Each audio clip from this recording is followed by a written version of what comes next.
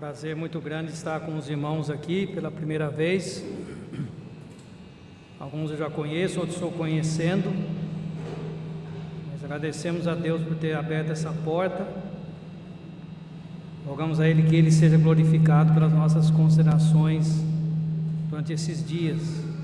Vamos começar lendo vários trechos da Bíblia, primeiramente em Êxodo, capítulo 25. Êxodo capítulo 25,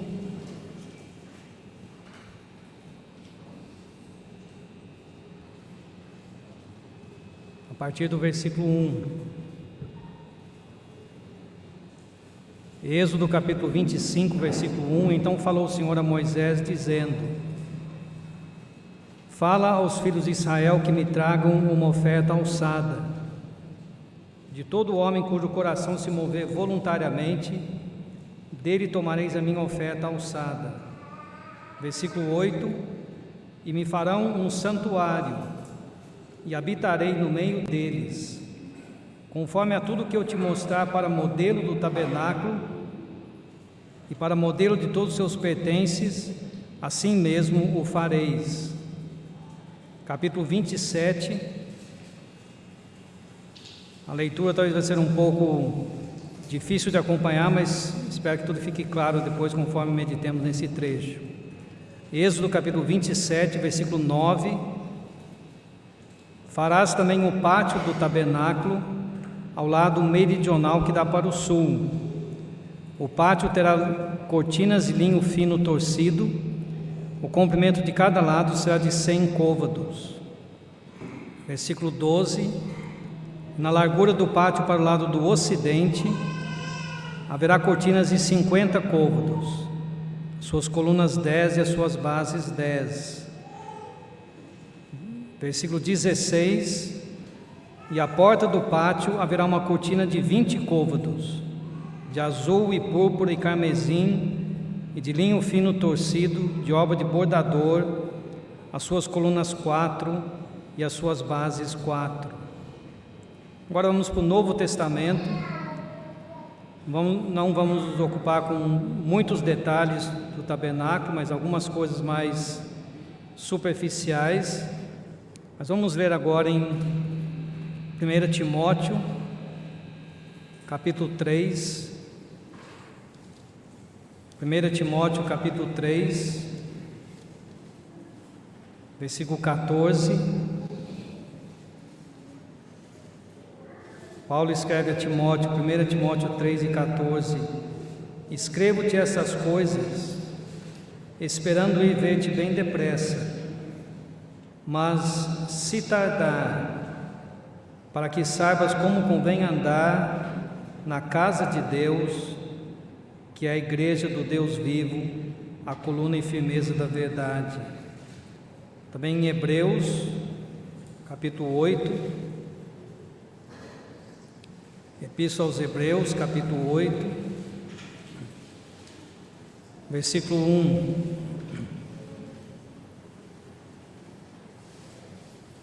Hebreus, capítulo 8, versículo 1. Ora, a suma do que temos dito é que temos um sumo sacerdote tal, que está sentado nos céus, à destra do trono da majestade, ministro do santuário e do verdadeiro tabernáculo, o qual o Senhor fundou e não o homem.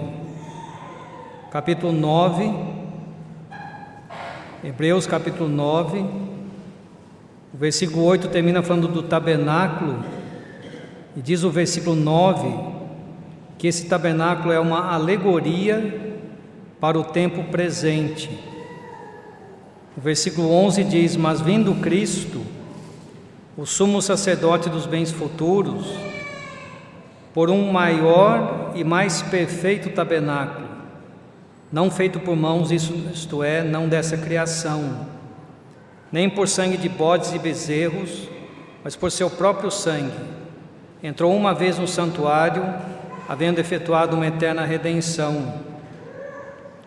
Pulando para o versículo 19: Porque havendo Moisés anunciado a todo o povo todos os mandamentos segundo a lei, tomou o sangue dos bezerros e dos bodes com água lã purpúrea e isopo, e aspergiu tanto o livro como todo o povo, dizendo: esse é o sangue do testamento que Deus nos tem mandado. E semelhantemente aspergiu com sangue o tabernáculo e todos os vasos do ministério. Versículo 23, de sorte que era bem necessário que as figuras das coisas que estão no céu, que são as coisas mencionadas no versículo 21, o tabernáculo e os seus móveis, as figuras das coisas que estão no céu assim se purificassem, mas as próprias coisas celestiais com sacrifícios melhores do que esses, porque Cristo não entrou num santuário feito por mãos, figura do verdadeiro, porém no mesmo céu. Só isso que nós vamos ler, com várias leituras extensas. Eu espero que com a ajuda de Deus possamos ver Cristo sendo glorificado por aquilo que a Bíblia apresenta sobre Ele. A Bíblia é muito rica nos seus ensinamentos e nas suas doutrinas. O rei Davi disse no Salmo 119: eu tenho visto o fim a toda a perfeição, mas o teu mandamento é amplíssimo.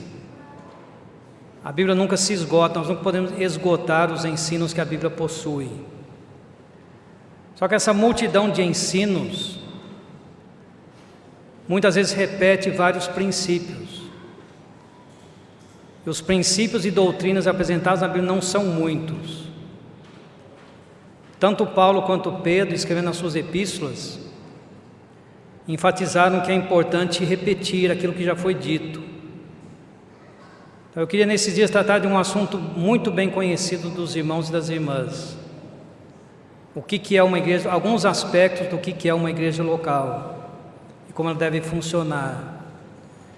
Eu queria basear esses comentários no tabernáculo, vendo no tabernáculo, como essa ilustração atrás de mim, vendo como o tabernáculo ilustra para nós algumas verdades sobre uma igreja local. É preciso tomar cuidado quando tentamos fazer esse tipo de estudo, para nunca basear uma doutrina numa figura. Eu não posso olhar para o tabernáculo e dizer: bom, no tabernáculo era assim, então isso quer dizer que na igreja também deve ser da mesma forma. As figuras do Velho Testamento, elas não servem de base para a gente construir uma doutrina. Mas quando nós vemos no Velho Testamento uma figura que ilustra uma doutrina já conhecida, então isso reforça a nossa confiança naquela doutrina e também mostra para nós a perfeição da Bíblia, porque é um texto escrito milhares de anos antes da nossa dispensação e está em plena harmonia com o que vivemos hoje. É fundamental para os salvos entenderem isso.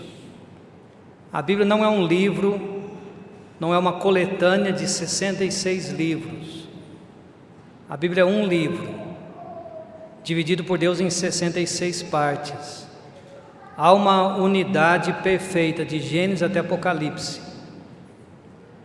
E a minha oração a Deus, e eu conto com as suas orações para que Ele nos ajude nisso, é que ao olhar para o tabernáculo e tentar traçar paralelos entre o tabernáculo e as igrejas locais, a gente possa ficar convencido dessa verdade preciosa e também da grandeza dos planos de Deus para nós nesses dias que nós vivemos hoje. Antes de entrar nos detalhes, eu quero começar justificando por que gastar tempo com uma construção feita há tanto tempo atrás, mais ou menos 3.500 anos atrás, uma construção que não existe hoje, e que se fosse reconstituída, se alguém construísse uma réplica do tabernáculo, nós não podemos usar essa construção hoje para servir a Deus. Ela teve já a sua finalidade, a sua função, teve a sua utilidade, mas isso já passou. Deus não quer que nós o sirvamos com um tabernáculo hoje, com altar e com sacerdotes e tudo mais. Então, para que gastar tempo estudando sobre essas coisas? A resposta mais simples para essa pergunta é porque Deus ocupou muito espaço na sua Bíblia, na sua palavra, com esse assunto. não é um assunto tratado de passagem apenas. Mesmo que fosse, nós queremos que qualquer parte da Bíblia, por menor que seja, é importante. Mas o tabernáculo ocupa muito espaço na Bíblia. Mais da metade do livro de Êxodo, está ocupado com a construção do tabernáculo. Temos os materiais usados na construção e os móveis que seriam usados. Temos uma descrição detalhada do capítulo 25 ao capítulo 31 de como deveria ser feito. Moisés registrando aquilo que Deus falou para ele. Depois do capítulo 35 até o capítulo 40, temos uma quase repetição daqueles primeiros capítulos, mostrando o que efetivamente foi feito. E para que todos esses detalhes sendo registrados? Nunca seria construído nenhum outro tabernáculo. Não era uma construção para ser replicada. Houve um tabernáculo e nunca houve outro, nunca deveria haver outro. As instruções detalhadas não foram escritas para que outras gerações soubessem como construir um tabernáculo. Até porque alguns detalhes fundamentais foram omitidos. Temos no tabernáculo uma pia, por exemplo. E Deus não deu nenhuma descrição detalhada sobre essa pia, nem sobre a forma dela. Na ilustração atrás de mim, ela está desenhada na forma de um círculo, redonda. Provavelmente era assim, mas nós não sabemos. Então, apesar de ter uma descrição detalhada de muitas coisas sobre o tabernáculo, não temos uma descrição completa. Não há como reconstruir o tabernáculo. Então, temos que perguntar a nós mesmos por que Deus ocupou tanto espaço em Êxodo, descrevendo a construção do tabernáculo. Depois você passa para Levítico, o terceiro livro da Bíblia. Quase que o livro inteiro tem por pano de fundo o tabernáculo e o seu ministério. Como os sacerdotes deveriam servir a Deus no tabernáculo. Você passa para o quarto livro, Números, e lemos sobre as movimentações do tabernáculo, atravessando o deserto junto com o povo de Deus. Em Êxodo temos os materiais e os móveis do tabernáculo, em Levítico o seu ministério, em Números a sua movimentação, em Hebreus, no Novo Testamento, temos a sua manifestação, uma explicação de muitos detalhes do que o tabernáculo representava. Então há muitas partes da Bíblia ocupadas com esse assunto. Muitos detalhes interessantes, muitos que a gente não sabe interpretar até hoje, mas muitos detalhes muito interessantes. E se Deus gastou tanto tempo descrevendo o tabernáculo, com certeza é importante para nós tentarmos entender isso também. É importante tentar destacar também as ilustrações do tabernáculo, o que o tabernáculo representa. Estou procurando um relógio aqui, não estou vendo nenhum. Oi?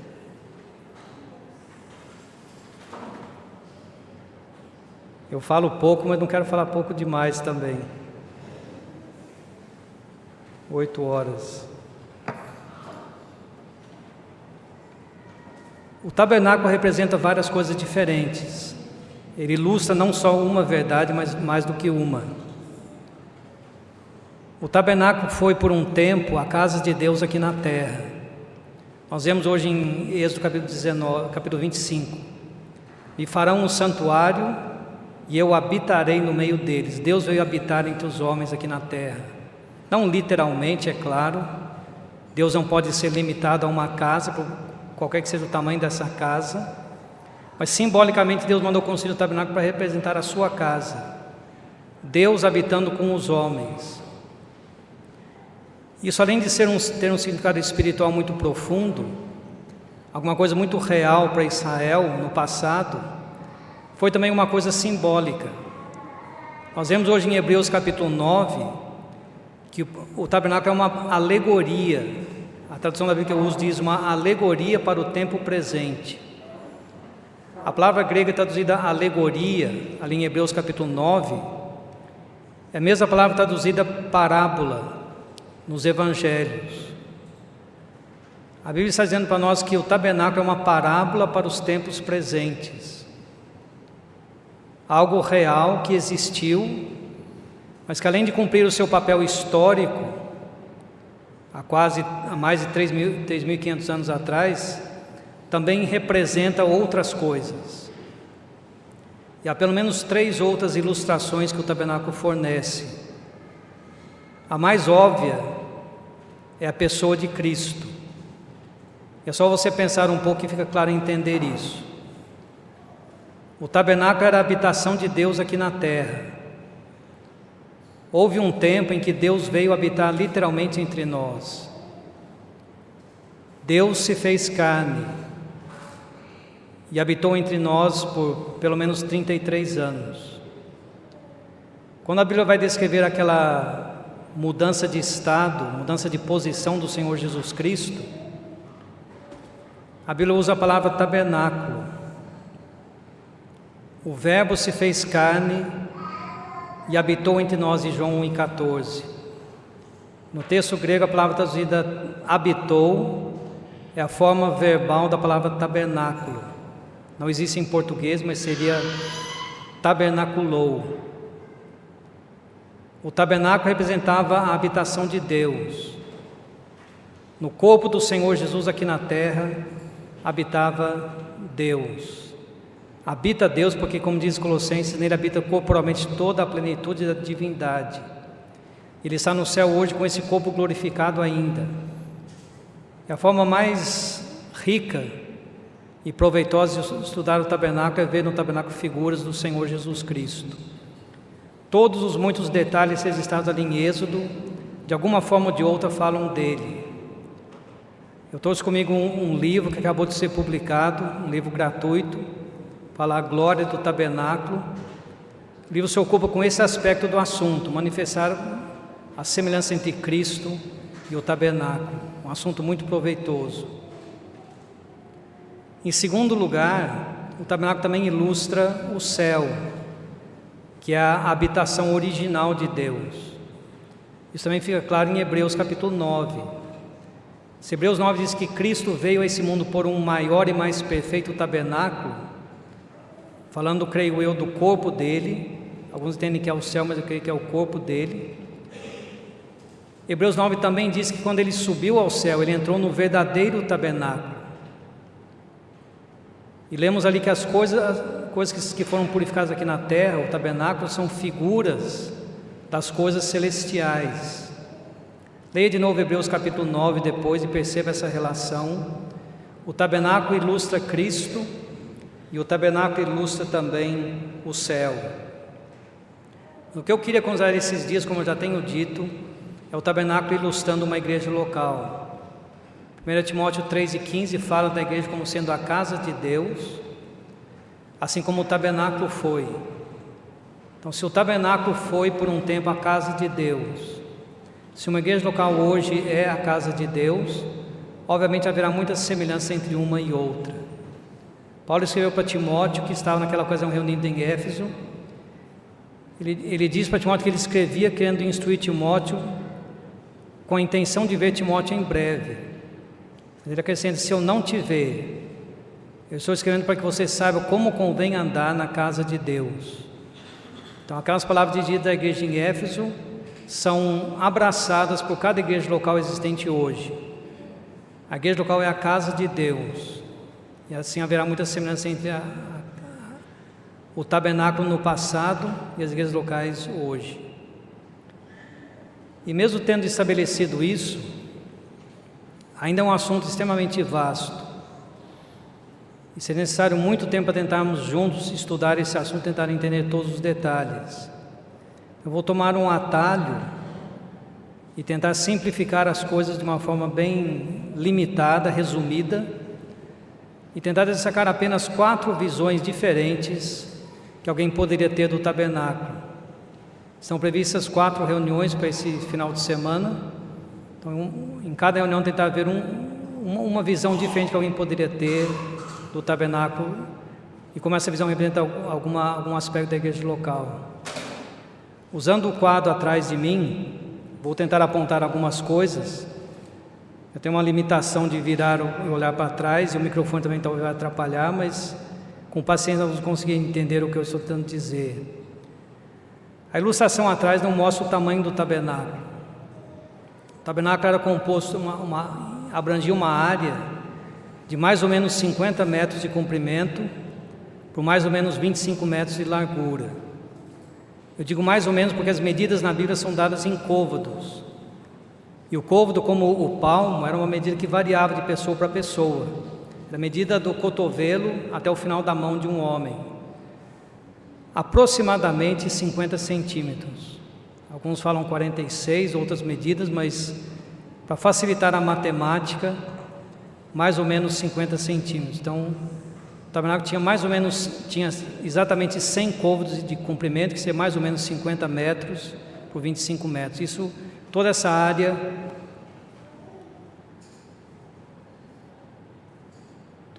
ao redor tinha mais ou menos essa medida.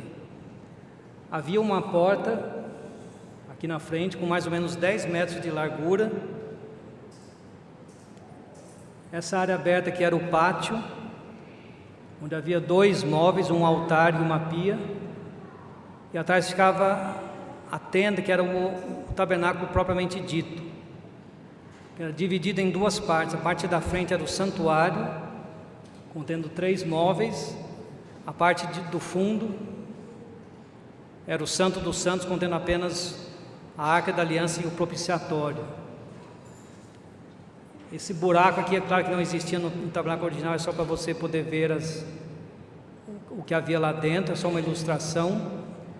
Eu peço desculpas pelos números aqui estarem bem difíceis de serem vistos. Saíram em letras brancas por uma falha na conversão para o PDF, mas estão em ordem aqui. Os números lá dentro representam essas descrições aqui. Só para dar uma noção, nós vamos mencionar mais alguns detalhes conforme o tempo vai passando. Eu queria pensar em 4 formas de olhar para esse tabernáculo. Se você voltasse no tempo, aqueles dias, e se encontrasse no Arraial de Israel, você veria bem no centro essa construção que temos no quadro atrás de mim. Em volta desse tabernáculo, as tribos assentadas, cada uma com a sua tenda na posição correta. Não podiam montar a sua tenda onde quisessem, cada um tinha um lugar certo para estar. No centro do tabernáculo, e alguém que estivesse de fora do tabernáculo, ele praticamente só poderia ver essa grande cortina branca. Ela rodeava o tabernáculo inteiro e tinha mais ou menos 2,5 metros de altura. Então ela era basicamente a única visão de alguém que estava do lado de fora. A cortina e a porta, que também era de pano. Entrando aqui dentro no pátio, a pessoa poderia ver esses 2 móveis, o altar e a pia. Entrando lá dentro do santuário, havia 3 móveis, um candelabro, uma mesa e um altar de incenso. E lá dentro do Santo dos Santos, como eu já falei, havia mais um móvel, a Arca da Aliança com o seu propiciatório. Cada visão dessas é mais restrita do que a anterior. Qualquer pessoa poderia ver a visão de fora, daquela cortina que eu vou mencionar rapidamente hoje, uma figura de separação. Algumas pessoas podiam entrar dentro do pátio do tabernáculo. Tinham que ser pessoas da nação de Israel, e pessoas que não estavam com nenhum impedimento, nenhuma impureza por pecado ou algo semelhante a isso. Essas pessoas viam alguma coisa a mais, e a lição para nós ali vai ser a questão da santidade. Depois, dentro do santuário, só os sacerdotes podiam entrar, não qualquer judeu, não qualquer israelita, apenas os sacerdotes.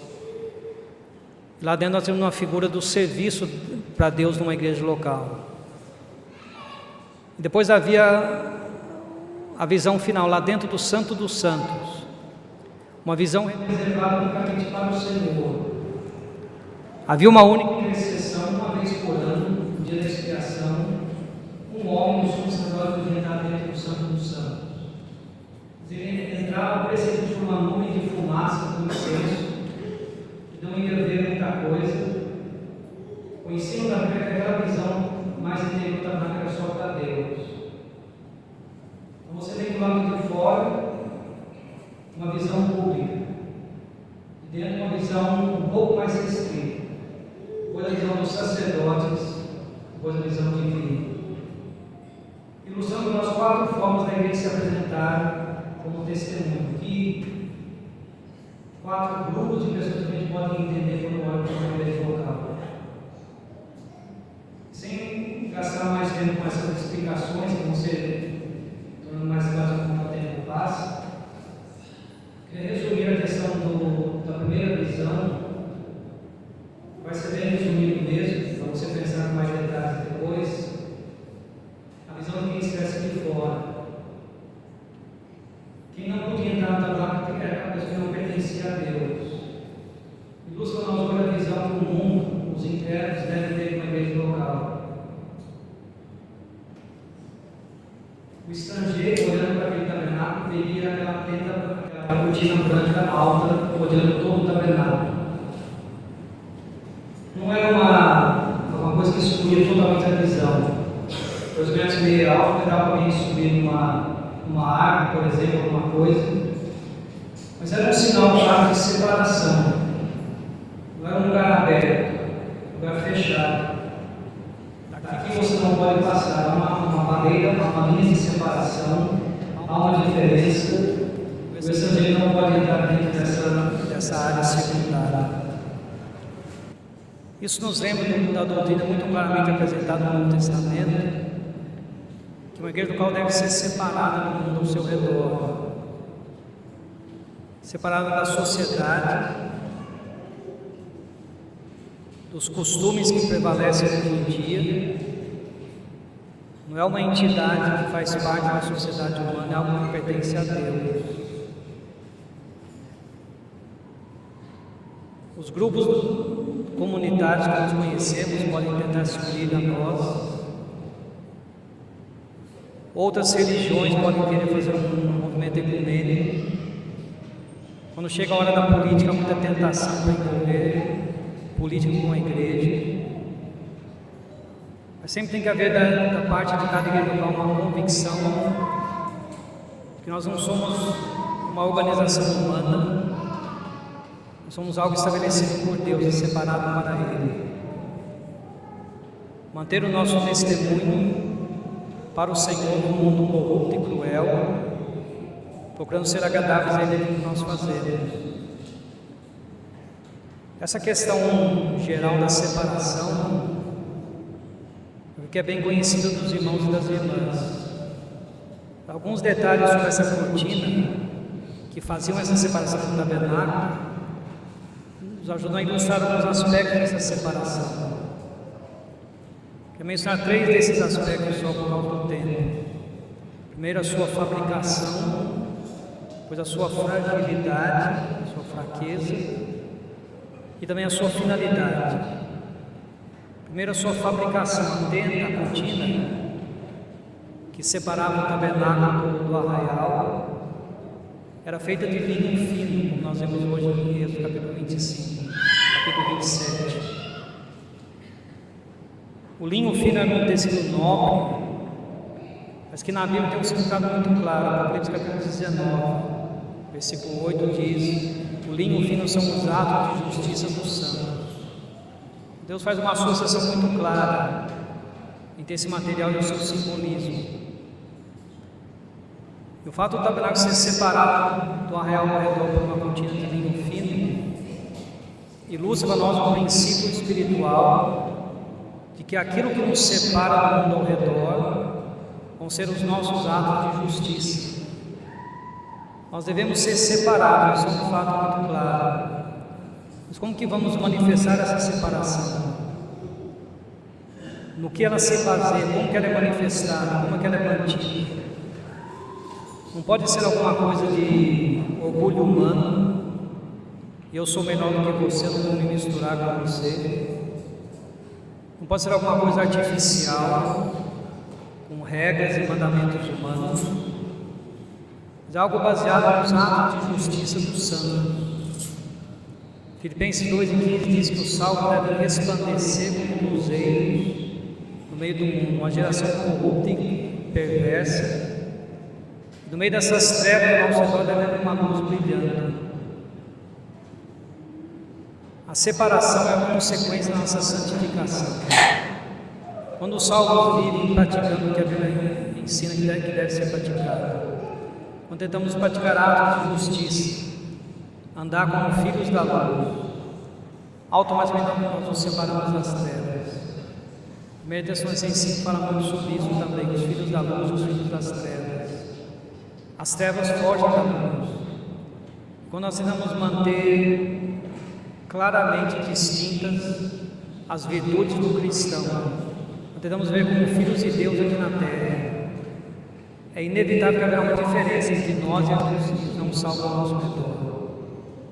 Quando a igreja procura viver coletivamente a santidade prática que nos exige dos salvos, ela vai ser diferente de toda a organização ao seu redor. É uma separação baseada não em meios artificiais, mas nos atos de justiça dos santos. Pense rapidamente na sua fragilidade. Uma cortina de pano para preservar o tabernáculo pode parecer uma coisa muito fraca, e era muito fraca. Se você ler a descrição do tabernáculo, você vai ver quanto ouro, prata e cobre haviam sido usados na função desse edifício. Havia muitas riquezas ali. E uma cortina de tecido não iria preservar aquilo que nenhum exército invasou. Mas o tabernáculo nunca foi invadido. E nada dele jamais foi roubado, diferentemente do templo de Salomão, que parecia tão mais sólido. É verdade que a Arca da Aliança foi levada pelos filisteus, mas porque o povo tirou ela de dentro do tabernáculo e levou para o campo de batalha. Nunca ninguém invadiu o tabernáculo. A proteção que o tabernáculo tinha era muito frágil, muito fraca, mas ela serviu porque o Senhor estava ali. O Senhor veio habitar entre o seu povo, e a presença do Senhor é que preservou aquele lugar. Isso nos lembra em 1 Coríntios capítulo 3, versículos 16 e 17. Se a gente olha para uma igreja local e pensa, essa igreja é separada do mundo ao seu redor, há trevas ao redor e no meio daquelas trevas há uma pequena luz. Mas o que torna aquela igreja separada? São os atos de justiça dos santos. Mas é uma segurança muito frágil. Não é possível que isso perdure por muito tempo, porque nós somos falhos, nós somos pecadores. Como podemos manter o nosso testemunho para Deus, sendo nós quem somos? Como podemos continuar sendo separados para Ele, sendo tão sujeitos ao pecado? Mas aí 1 Coríntios capítulo 3, 16 diz que Deus habita no meio de uma igreja local. E o texto de missão é destruir o santuário de Deus. Deus o destruirá. Porque o santuário de Deus, que sois vós, é santo. E essa decisão da santidade na igreja local é algo precioso nas Escrituras. Muito solene, mas também muito precioso. Queria tomar tempo para mencionar 2 episódios reais, histórias verdadeiras que aconteceram. Uma bem resumida, que alguns podem achar coincidência, mas que provam a realidade da ação de Deus em relação ao seu povo.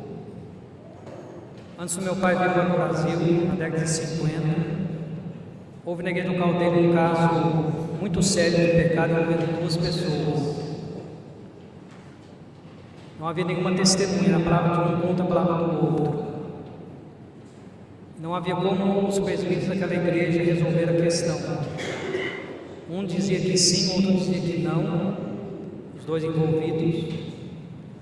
Não havia meios nem provas de chegar a uma conclusão muito clara. Os irmãos resolveram marcar uma semana de reuniões de oração, pedindo que Deus pudesse orientá-los e guiá-los nesse aspecto. Começaram a reunir na segunda-feira à noite, orando para que Deus revelasse para eles quem era o verdadeiro culpado para resolver a situação entre esses 2 irmãos. E no dia seguinte, um dos 2 irmãos morreu atropelado. Uma cidade que até hoje tem 5.000 habitantes, não tem problema nenhum de trânsito. Na década de 50 não havia muito menos automóveis do que hoje. E todos sentiam que foi uma manifestação clara de Deus agindo. E há outras histórias semelhantes que talvez você já ouviu falar. Mas nós não seguimos por causa de histórias, seguimos por causa das Escrituras. E eu fico sempre comovido ao ler aquelas palavras de Paulo. Se alguém destruir o santuário de Deus, Deus o destruirá. A palavra traduzida destruir não indica uma aniquilação total, é mais uma confusão, um manchado testemunho. Mas é uma afirmação muito clara que Deus está do lado das suas igrejas. Os homens podem tentar fazer muita coisa contra uma igreja local, e muitas vezes fazem. E em nós mesmos uma força para resistir esses ataques. Nós somos muito fracos. Mas o texto da Bíblia diz: não sabeis vós que sois o templo de Deus, e que o Espírito de Deus habita em vós, e sendo isso verdade, se você destruir o santuário de Deus, Deus o destruirá. A cortina parecia muito frágil para preservar o tabernáculo, mas ela foi eficaz. Mas finalmente, eu chegar à porta daquela tenda, daquela cortina, porque além da porta do tabernáculo, a gente tem uma porta do pátio. Se olhar novamente para o quadro atrás de mim, essa porta de tecido, ela era uma porta muito chamativa pela sua cor. O desenho não deveria pensar isso tanto, mas a cortina que rodeava o tabernáculo era branca. A porta era de azul, de púrpura e carmesim, de obra de bordador. Ela tinha mais ou menos 10 metros de altura, quase a metade da altura daquele lado do tabernáculo.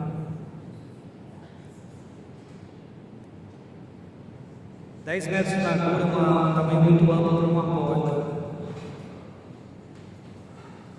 E aquela porta eles olhavam para o Oriente, um detalhe que parece insignificante, mas que é muito importante. Pense esses 3 detalhes sobre aquela porta. A cortina de pano não foi feita simplesmente para separar. Se fosse só uma separação, ela seria uma cortina completa, uma pequena entrada para os sacerdotes. Mas a cortina conduzia a uma porta ampla, com 10 metros de largura, talvez a largura desse salão mais ou menos, não tenho certeza.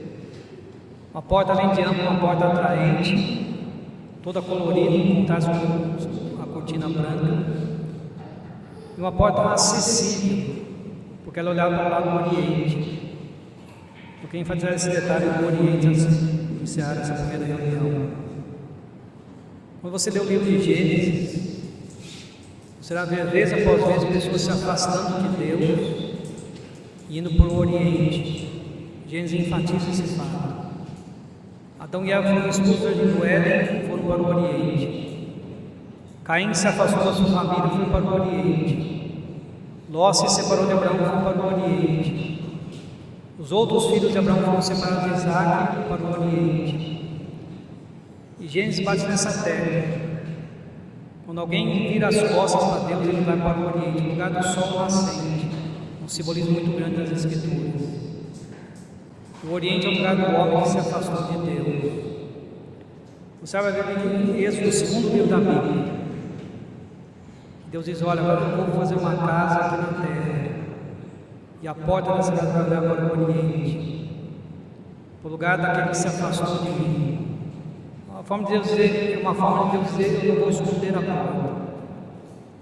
Quando o pecador lá no Oriente sentir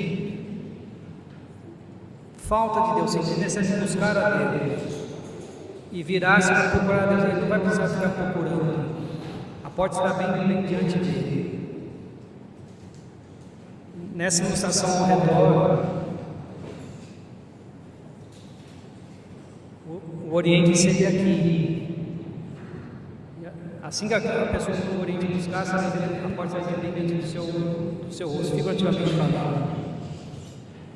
É uma figura de Deus tornando as coisas mais fáceis, mais acessíveis. Tente juntar esses detalhes na sua mente. Eu só vou lançar a semente e você pensa nisso depois. uma cortina que separa, mas que leva a uma porta. O Senhor Jesus disse: eu sou a porta. E essa porta que representa Cristo é sustentada por 4 pilares, e ela tinha 4 cores. É muito semelhante aos 4 evangelhos. Então a porta fala de Cristo. E essa porta é ampla, qualquer um pode entrar, tem 10 metros de largura. Ela é atraente, ela chama a atenção pelas suas cores. Ela é acessível, ela está do lado certo.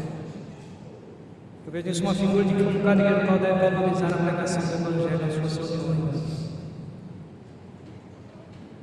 Somos propensos a ser desequilibrados. Às vezes a gente se apega a essa questão de separação e diz: nós somos separados do mundo. O mundo está indo para o inferno, mas nós somos salvos, nós estamos do lado de Deus. Deve haver, porém, uma preocupação profunda por parte dos salvos em atrair pessoas para dentro da igreja. A igreja não é um prédio, vocês entendem o que eu estou tentando dizer, a igreja são as pessoas.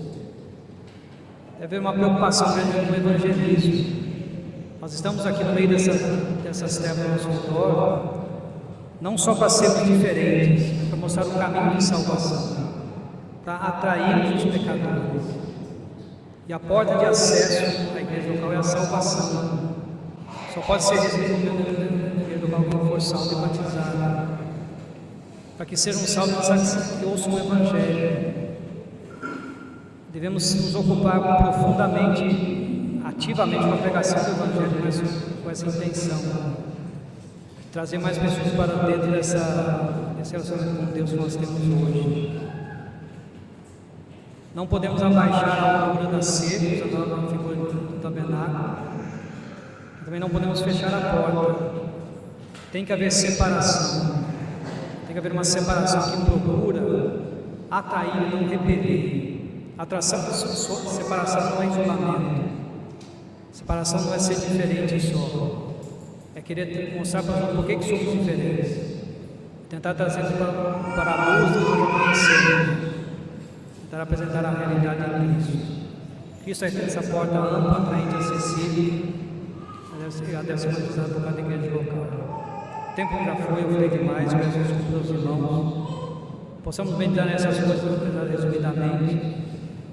Os próximos estudos que eu permitido, vamos ver com mais detalhes alguns outros aspectos da igreja local. Estamos tentando entender esse privilégio que temos hoje. Conhecemos a casa de Deus. O tabernáculo foi por um tempo a casa de Deus. Hoje a igreja local é um privilégio que nós conhecemos a Deus e habitar na casa dele. Por graça servindo nesse convite.